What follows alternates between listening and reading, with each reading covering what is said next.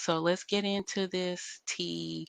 Um, Okay, so just to give you a little background, I come from a two-parent home where I view marriage as something that's very sacred, something that's spiritual, something that's very important, especially with raising children. So never in my lifetime did I ever think that I would go through something like this. I've never witnessed any type of abuse, never witnessed any arguments, never witnessed any mental abuse, physical abuse, and emotional abuse. So for me to go through this is just shocking to this very day.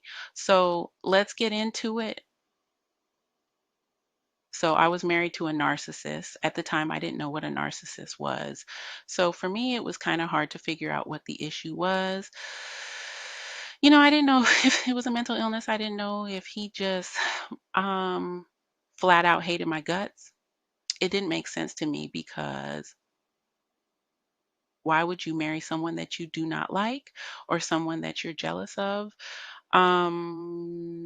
In the beginning, they are very sweet, considerate, just all of the things that a woman wants in her relationship. And then it's like once you go and sign those marriage papers, they do a whole 360, if not a whole 720, when it comes to them switching up on you.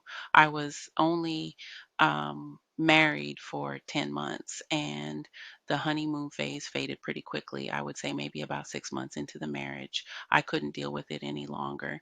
And it is so hard for me to see how women can deal with it for 30 and 40 years and end up needing therapy once they come to themselves and decide to get out.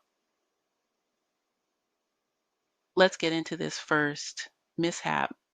So during our engagement period, I was out with my mother running errands, and he was working. He contacted me as he usually did on his lunch break. At this time, his birthday was that weekend in which I had planned a surprise dinner at a very nice restaurant we both wanted to go to, and we never got a chance to go to. So I was like, you know what? I'm just going to surprise him with that for his birthday.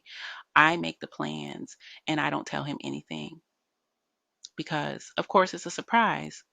How can you surprise a person if they know what's going on?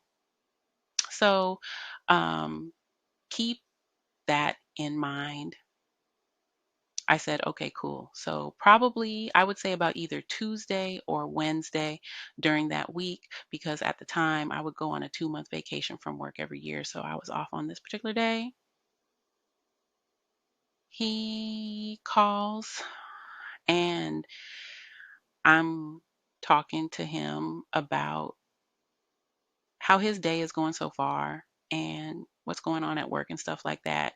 He proceeds to tell that he was talking on the phone with the fellas and they were talking about how they wanted to do something for him for his birthday.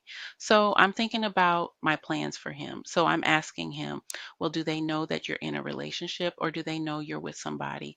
Did they ask if your fiance had something planned for your birthday?